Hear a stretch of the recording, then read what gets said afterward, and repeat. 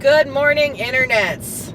Oh my goodness, oh my goodness. So I am on my way to work today, and ordinarily when I get on the 215 headed west on out to the west side, all the way from Green Valley where I live, it's pretty smooth sailing. We got a couple of freeways here in town. We got the 15, garbage, always a parking lot. The 95, garbage, always a parking lot. The reason for that is they right around where the 15 and the 95 intersect. They got Project Neon going on. They've had it going on for the last several years. They're going to have it going on for the next several more, because they're ripping the whole thing up, trying to modernize it and bring us up to date to the population that Las Vegas had in 2004. It's still going to be tragically outdated when they're done with it. I hate that. I hate the way Nevada updates its highways. It's stupid. They did the same thing in Reno when I was a kid.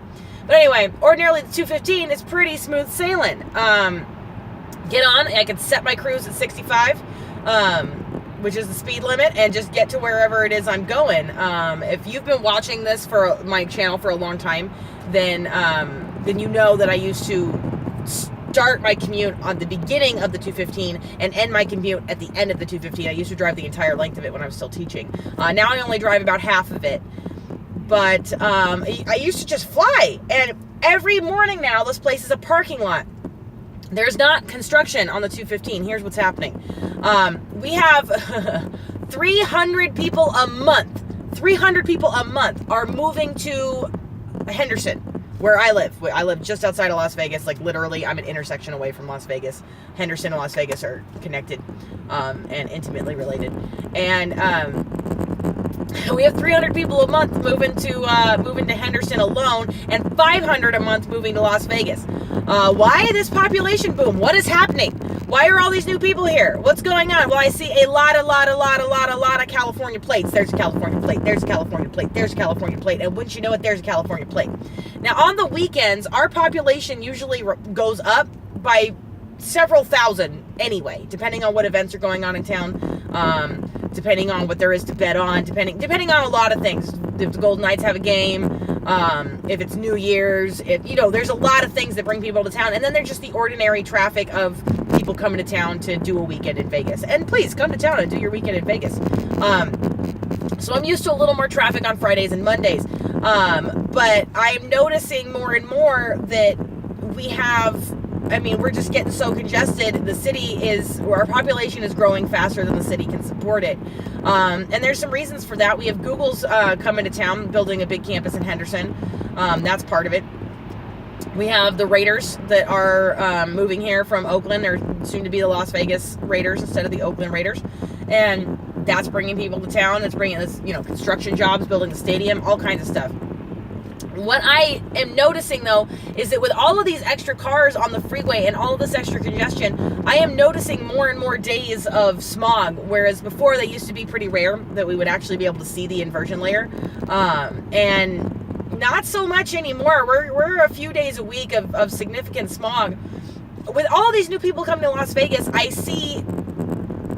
I hope that it will create an increased demand for electric cars. This is my hope. One of the nice things about being a Nevadan is that our air quality is usually pretty good, honestly.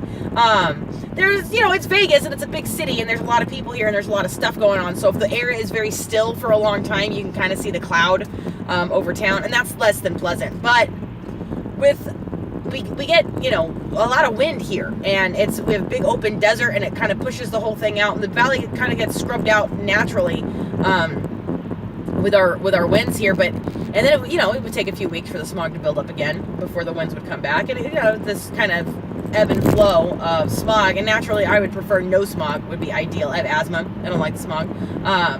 But now with all of these people here, I'm only able to drive 30 miles an hour on my way to work. I'm having to allow extra time for the commute. And this has changed just in the last 6 weeks, guys. This is not...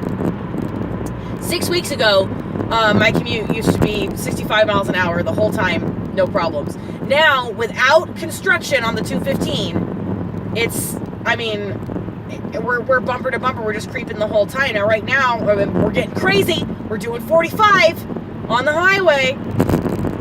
But, I don't know. Being part of population growth like this is, I saw it when I was a kid in Washoe County. I did. We were part of the Californian invasion. I was born in Pasadena when I was very young, and then we left civilization for a while, which is a story that I might tell at a later date. But when we returned to civilization, we came to Sparks, Nevada, in Washoe County, and I pretty much did all of my growing up that happened in society around people happened in Sparks, and that's why I consider myself a Nevadan. We were part of that invasion of people, that influx that came to town. One of the reasons that my dad brought us there is that he was an electrician, and there was a lot of construction going on there. There was a lot of buildings and a lot of lights. And you could go, and the schools were really, really, really, really good. Washoe County was usually ranked among first in the nation the whole time I was growing up for public school education and quality and the programs they had available. I got a really good education. And I wish I had appreciated it more when I was a kid, but looking back on it now, like, oh my God, we were spoiled. But you heard people who had been, living in Washoe County their entire lives, who had 40 or 50 years under their belt in the high Sierras, who were like, oh my God, this Californian invasion, it's ruining everything. And I didn't really understand then what it was people were upset about. And I'm kind of getting it, and I'm not saying I'm mad about the growth, because growth is good. These new companies here and this tech boom means that there's a lot of jobs. There's more jobs for Nevadans. Nevada has always been known as the Silver State, but it's really, really, really obvious that the legislators that we have in charge and the people that are making all the big calls about what goes on here would much prefer us to be known as the Cyber State, with all the technology that they're bringing to town. And I mean, it's been delightful to see. I mean, we've got Tesla up north, we've got Google down here, we've got the stadiums coming in. There's a lot going on where Las Vegas is really becoming a hotbed of technology. But I'm not seeing more electric cars. With all of these new people coming in from California, I would hope that one of the things that they bring with them is Californian sensibilities in the way of vehicles and pollution, in the way of infrastructure. Now, that doesn't mean that I want California legislation here about that. I just want the California attitude about electric cars are good and we need more places to charge them. Now, there are passing laws and kicking stuff around about making it illegal to drive anything over like 30 years old or something in California, and crushing classics is a thing that they want to do. And I am not behind that. I don't think that that's okay at all. Our classic cars, our old cars, our rust buckets, that's a piece of American history and American ingenuity, and they are things that are in high demand around the world. They're constantly being shipped off to Europe and to Asia.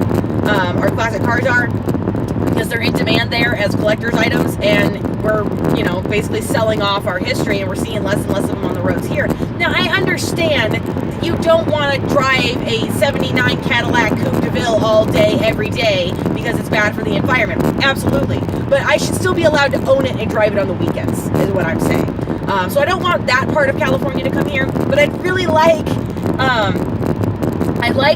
some responsiveness to our environment here. People take it for granted that everything is just going to stay the same that it is now, because the desert has this feel of being untouchable. It has this feel of being unchanged and unchanging. It kind of lulls you into this false sense of security where people don't feel that the desert is dynamic. They don't feel that their actions can affect it. And it's not at all true. The Mojave is very alive. It is a dynamic place. You just have to know what to look for. And I mean, to the point where the soil, when you walk out into the desert and that crunchy crust that you sink down onto, that's alive. It takes thousands and thousands and thousands of years for these microorganisms to knit together the little pieces of the soil with these little bits of, desert hardy fungus and bacteria that create this crust over the top of the soil. And when you walk on it, you destroy it. And it takes literally thousands of years for that little bit of the environment to recover. The desert is alive, and we do have wildlife here. We have birds, we have bats, we have bugs, we have all the same things that other places have. You just don't see them as much here. And I don't know, people just take it for granted that the air will always be clean, and that the mountains will always look this beautiful, and that none of their actions affect it, and that you can just build out and build out and build out and build out forever. Vegas is huge. It is sprawling for miles and miles and miles in every direction. it took us, it was our daughter's 21st birthday last week, and she wanted to go to a restaurant that was on the opposite side of town from where we lived, and it took us over an hour to get there, and we drove for an hour and we were still in Las Vegas. People who don't live here don't realize just how big the city really is. And it's, I'm out in what's called Summerlin now, which is it's just a neighborhood. It's just a development that is attached to Las Vegas, but there's all these boroughs and different neighborhoods. It's a very, very big place, and more people are coming into it all the time. We have a very low vacancy rating. We have a housing shortage. I mean, there's a lot of things happening. I have to move. This is another thing that is happening soon.